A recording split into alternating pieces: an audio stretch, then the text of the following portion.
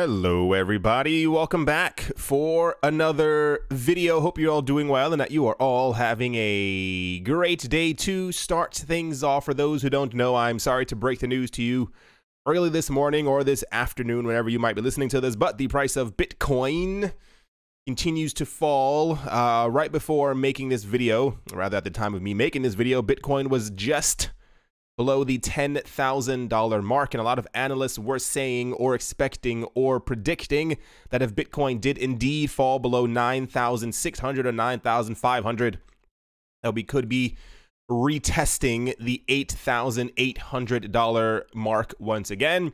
At the moment, once again, at the time of me making this video, there is not a clear indication as to why the price of Bitcoin could have fallen. However, of course, there are people speculating as to what they think could be taking place or why the price might have gone down.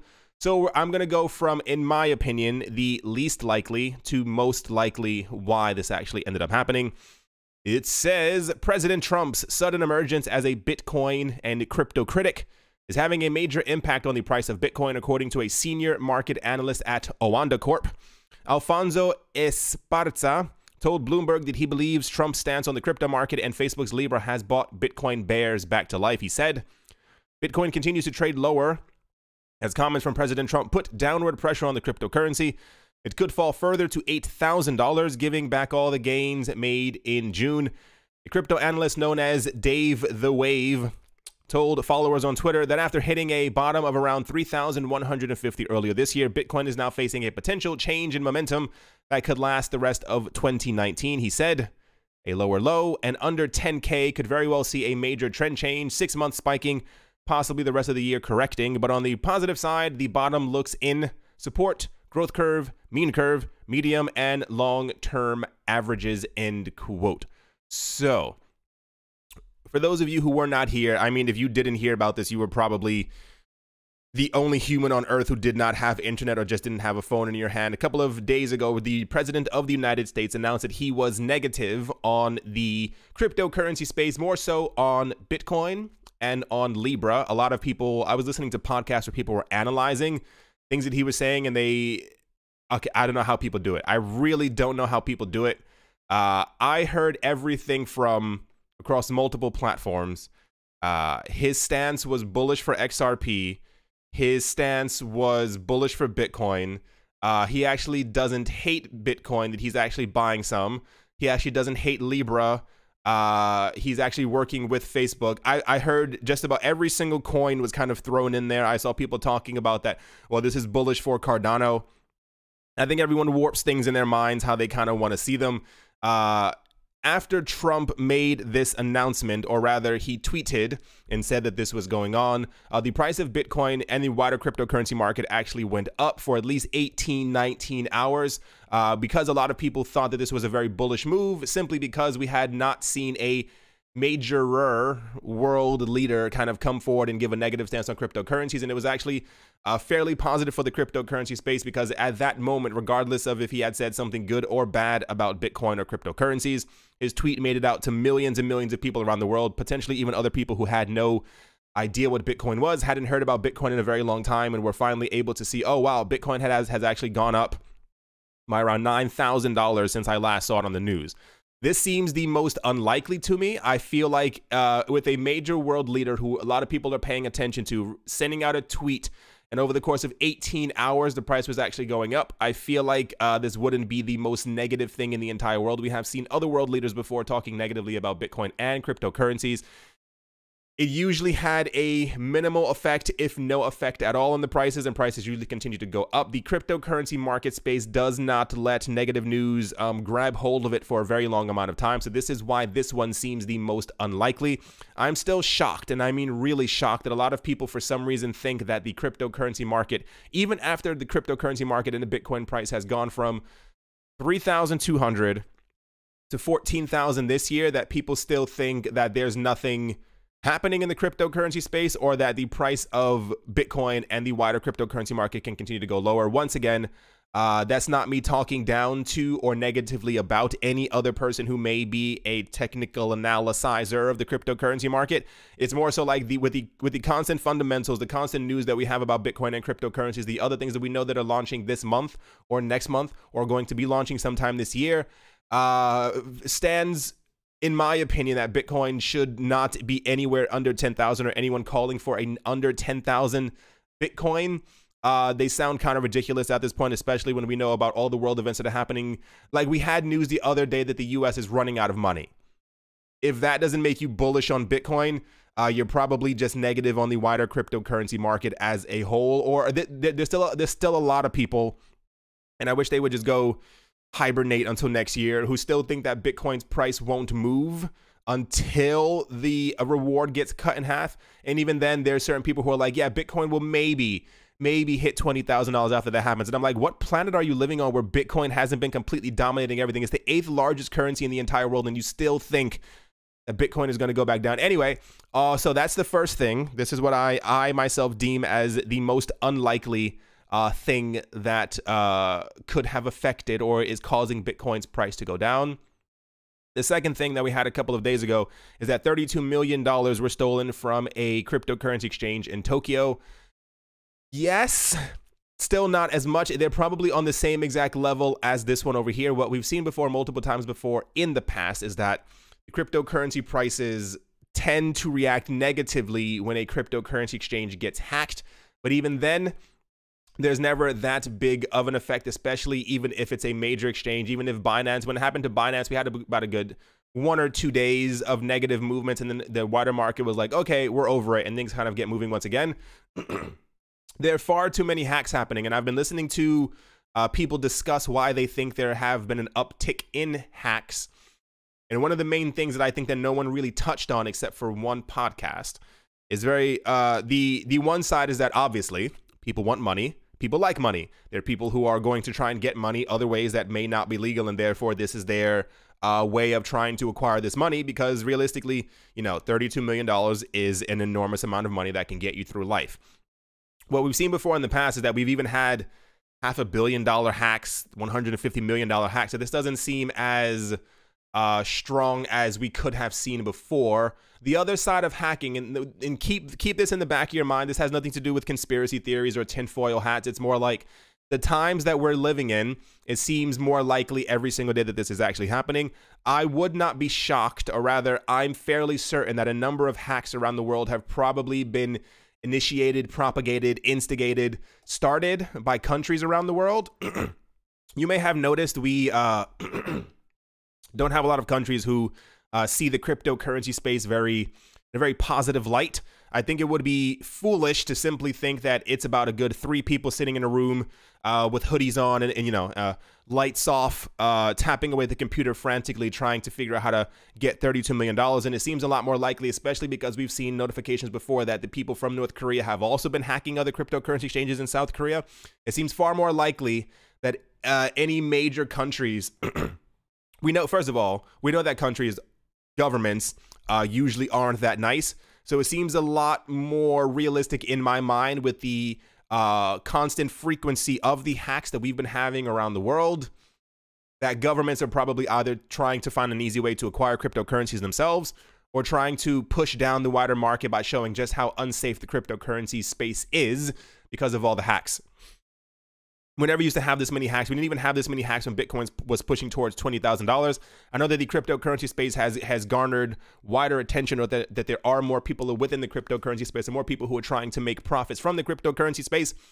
But once again, we've had hundreds of millions of dollar hacks before in the cryptocurrency space. They haven't had a major impact on the cryptocurrency price. However, people were thinking that because this hack did happen, that apparently this could have caused negative sentiment within the cryptocurrency space.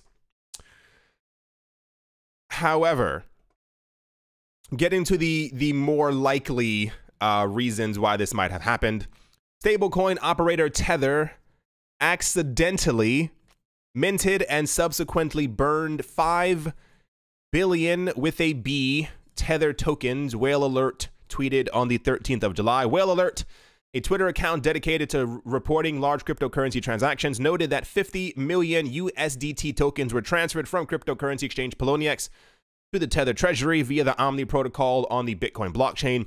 The account subsequently reported that Tether minted 5 billion Tether tokens on the Tron blockchain, after which it burned them. Then Tether minted around another 50 million Tether on the same chain, burned another 4.5 billion Tether, and finally transferred 50 billion Tron-based USD tokens to a wallet presumably belonging to Poloniex. In a tweet, Tether CTO Paolo Ardoino explained that Tether meant to perform a swap of the 50 million Omni-based USD tokens to the Tron blockchain, but a mistake was made with the decimals. Cryptocurrency exchange Poloniex confirmed in a tweet. Tether has had a tumultuous, that's the word I'm going to use, a very, very, very difficult time within the cryptocurrency space. How Tether is still a thing, I'm shocked. I'm perplexed as to why the wider governmental space has gone after Libra more than they have gone after Tether. Tether has had some of the weirdest moments in the entire cryptocurrency world. The point is that every single time before in the past, we've seen that when Tether has printed a large amount of Tether, the price of Bitcoin has gone up. When Tether is embroiled in any kind of controversial topic, the price of the wider cryptocurrency market tends to go down. We've had indications before that the people from Tether and Poloniex, any other name you want to give them, that when they create Tether, usually they end up buying large amounts of Bitcoin. A lot of this is not substantiated. No one knows if this is true. However, we've seen through the charts before that this is probably the case. So the idea that they accidentally minted 5 billion Tether and then burned them may have also caused the market to see a bullish signal and then go, wait, they burned 5 billion and then they also only minted 50 million, was it? On top of that as well, here's the actual, a couple of days before this, the people from Tether had actually created an additional 100 million new Tether. This is why it says financial implications, because normally what happens is, once again, if they're printing Tether, people believe that a large amount of them are being used to buy up Bitcoin. And this is why, about a good week and some change ago, people thought that the price of Bitcoin was moving up or more bullish because we had seen new Tether printed. And normally, people think that new Tether are printed as an indication that the market is growing, new people are moving into the space, and that the people from Tether and Poloniex, or whatever name, that they have received more funding, and therefore this is a bullish signal for the market because new people have gotten in. You know, i.e., someone has given them $100 million or collateralized $100 million in assets and said, print new Tether because this is going to add more liquidity to the market as more people get in. On top of that, here's the actual thing right here, the actual price falling. What seems to be the most likely is the negative stance that the governmental world at large has had on, or rather what they've had to say about Facebook's coin known as Libra. While a lot of people, so part of this could have been the president, the US president's tweet. A lot of people think what's happening is that there's been so much negativity around Libra, and a lot of countries are saying, you need a banking charter, you can't do this, you won't be able to do that, we're not allowing them, that this is causing negativity on the wider cryptocurrency space, and this one seems the most likely. Why?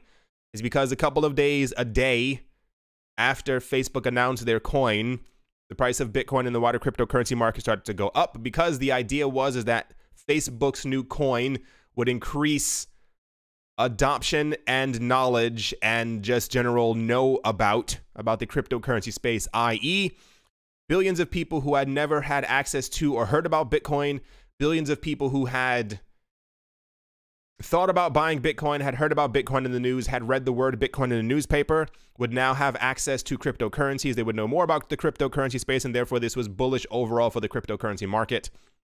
However, when governments keep coming out talking about that they're going to stop you, this is not going to happen, this is so and so and so, it could have had a negative effect on the price of Bitcoin. Keeping in mind, the cryptocurrency market, and I think a large amount of the cryptocurrency, I dare not even use the word retail buyers, just newer entrances to the cryptocurrency market, don't know a lot about the cryptocurrency space. This is why I always announce and say, please do your own research, because if you are here, it is good for you to know exactly what you're buying, what you're holding, what you're getting into. Bitcoin in the cryptocurrency market, they are not get-rich-quick schemes as much as many new people would like to believe. If you have been into crypto for longer than a year, even a year and a day, you know that none of that is true. You know, it is a very difficult market to be in. For those of you who are new, please understand the market has ups and downs like this all the time. If you cannot deal with it, this may not be the market for you. That is not me trying to be a smart aleck. I mean it. We have seen stuff like this before in 2015, 2016, 2017. The market is crazy. The market goes up and down all the time. So please be prepared for this if you are trying in a couple of years to be able to brag to your friends that you made $1 million off of magic digital internet money. What the implications of Libra are, should it actually go forward, is that it would not only take over the entire banking sector of the world in an instant. A lot of people have been speculating that as Facebook and other fintech companies have shown support for cryptocurrencies before in the past, or have mentioned them, or have said that they supported them, or that they were into the cryptocurrency space, or that they were mining Bitcoin, or that they were so-and-so in some sort of way, that in the future, Facebook could potentially then list Bitcoin or other cryptocurrencies on their platform as well. This ties in because we've heard from Facebook that the Calibra wallet, I think, would be open source, and therefore other people would be able to, do what they wish with the actual code that they gave them. But it was hinted, not even hinted at. People believed for a bit and still do believe that if this does end up going through with Facebook, at some point they will go, we're going to open up our doors to other cryptocurrencies and have them onto our platform as well. As long as you do the AML, KYC, ABC, all those other things on their platform, it'll be totally fine. Once again, hyper speculation, but it seems like eventually some point it could become a reality. This seems to be the most likely thing to me. It could be, for what it's worth, a mix of all of them. There is no specific reason as to what the cause is. Usually, when the Bitcoin price goes down, we never have a specific reason, unless it's like someone used the bathroom on Bitcoin. Like there's nothing. It's usually about 5 or 6 things that end up happening over the course of a weekend, during a week. And usually people kind of choose sides and say, this one seems more likely, this one seems more unlikely. And then within 5 or 6 days, when the price is going back up, it's all completely forgotten. But at the moment, this is the information that we have. This appears to be what it could be. It's either the insane tether printing, the 6 billion, and then the 100 million printed, and then the burning of the 6 billion, and then the what was it, 15 million, 100 million, something that new one that was printed. It could be the negativity towards Facebook as a company. And then also we are, if I'm not mistaken, I believe tomorrow and the day after are the congressional Senate hearings for the people from Facebook. That's a dusty keyboard.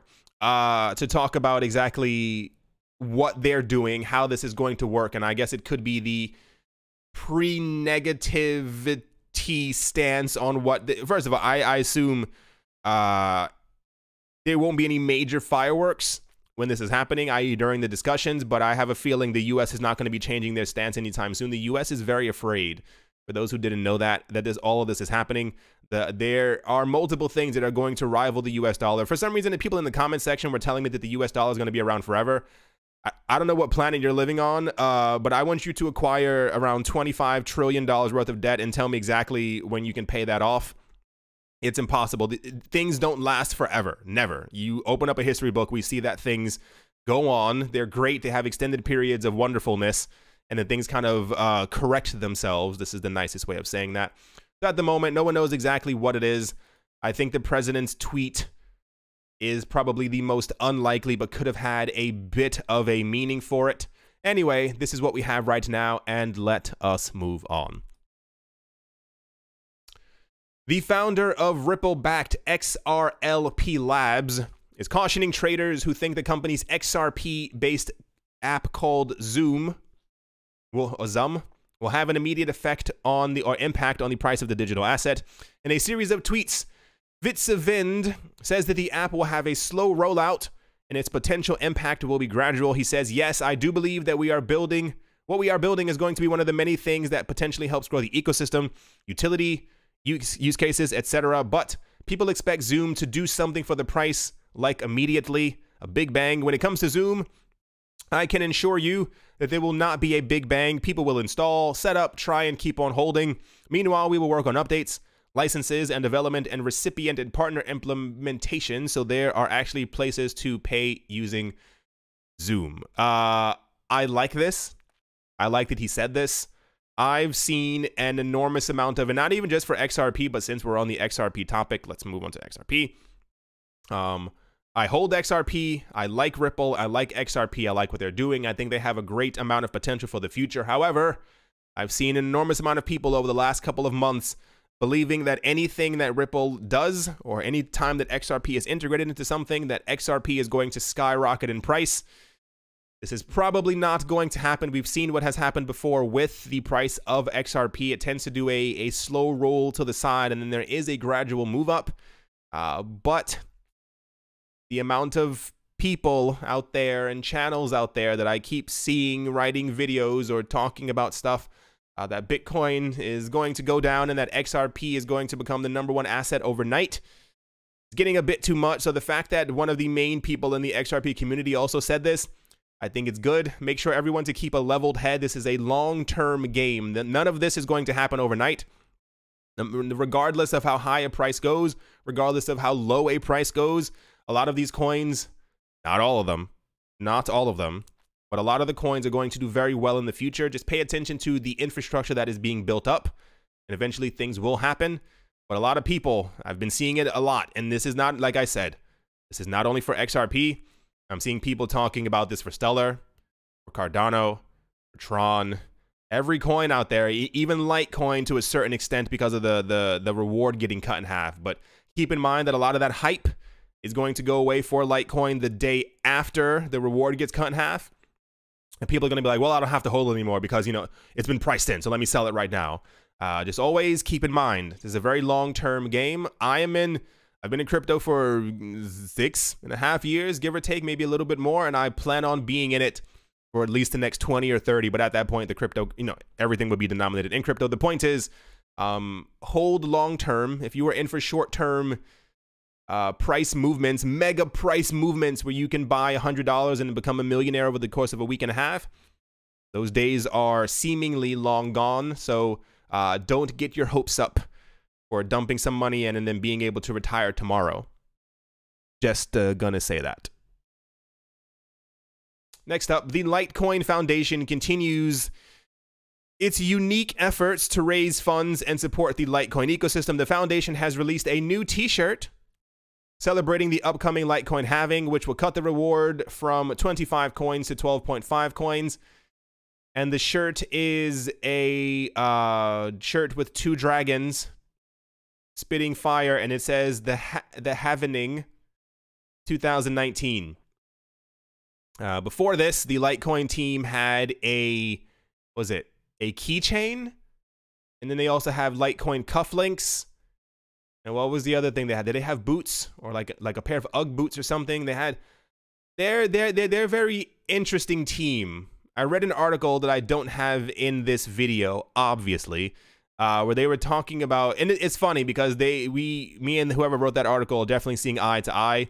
The Litecoin Foundation, for lack of a better sentence, they're focusing so much on selling themselves and not really, it seems that they're more concerned with raising funds by making t-shirts and cufflinks and buttons and hats and shoes and underwear, as opposed, they didn't make underwear, as opposed to doing what other crypto projects are doing, kind of keeping their head down. It's very weird. I feel like they could have gone another way to figure out how to get funding. I don't think making t-shirts with 2 dragons spitting out fire with the word Halving 2019 on it are going to, like, once this is over in like a month, no one's going to be buying Halving t-shirts. Just gonna say that.